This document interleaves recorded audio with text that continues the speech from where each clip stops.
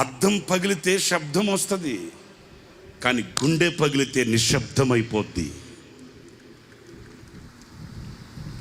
వేదన కలిగితే, బాధ కలిగితే మనసులో ఉన్న మనుషులకు చెప్పుకోగలుగుతాం, కానీ మనసులో ఉన్న మనుషులే గాయాన్ని రేపితే ఇంకెవరికి చెప్పుకుంటామండి? వింటున్నారా నేను చెప్పే మాట? వేదన కలిగితే, బాధ కలిగితే మనసులో కొందరు ఉంటారండి, వాళ్ళతో చెప్పుకుంటామండి. మరి ఆ మనసులో ఉన్న మనుషులే గాయపరిస్తే ఇంకెవరితో చెప్పుకుంటాం ఏంటి? నీకు ఎట్లా తెలుసండి ఎంత ఖచ్చితంగా చెప్తున్నారు అంటారేమో. నమ్ముకున్న వాళ్ళు అమ్ముకుంటే